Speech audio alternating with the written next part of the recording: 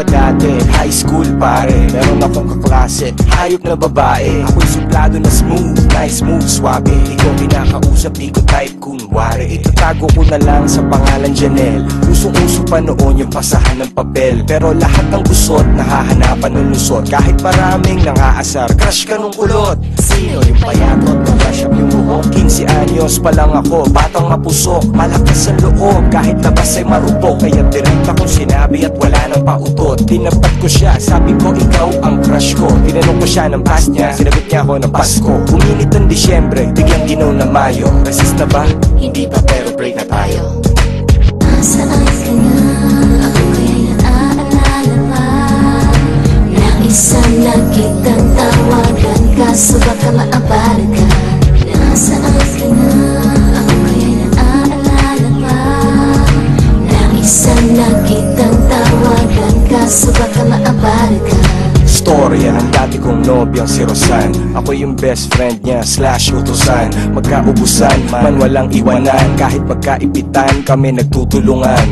Mano sa tatay, hadid sundo sa bahay. Kabiruan ng kapatid, kasunduan nanay. Kami ay nagtigilan at nagkatitigan. Dalawang magkaibigan na nagkaibigan. 4 na taon, away bate, hila at tulak. Hanggang sa isang araw, bigla kaming nag-usap. I need space, noon niya'y nakakunot. Space? Bakit di ka na lang mag-astronaut? Tapos pinanata niya ako ng classic na palusot. It's not you, it's me. Sino yung umutot? Dinadaan ko sa biro kahit puso ko'y natibo. Halos 1 taong ko rin itong hindi pinahibo. Nasaan ka na? Ako kaya'y naaalala pa. Naisan na kitang tawagan, kaso baka maabala ka. Nasaan ka na? Ako kaya'y naaalala pa.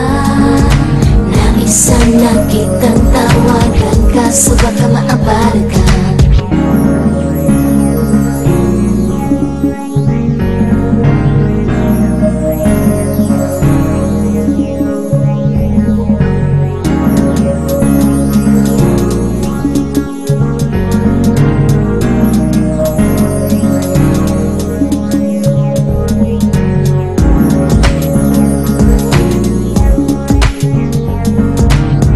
Sana kitang tawagan, kaso baka maabala ka.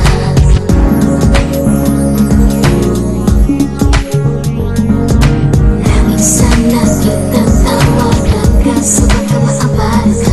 Hanggang sa nakilala ko si Leslie Ann sa MySpace. Ako'y kanyang tinestihan. Nice face, ako'y naseksihan. May katabing chick sa pic, kala ko lesbian. Nagkita kami, Englisan pa nung una. Pinakita niya sa akin yung mga tattoo niya. Nag-usap kami, umaga tanghali hanggang gabi. Magkatabi, naghati kami sa mamahaling kape. Nagtungkahan ng Marlboro na pula, kaya tuloy amin lamesa ay puro apo na. Walang araw na hindi ko siya kasama. Katabi ko siya sa kama kahit di ko siya asawa. Siya yung tipong parang barkada, sanay tumambay sa kalsada. Masaya na sana, kaso wala na. Wala na love, last piso ko na to. Kahit papano namimiss ko rin kayo. Cheesy.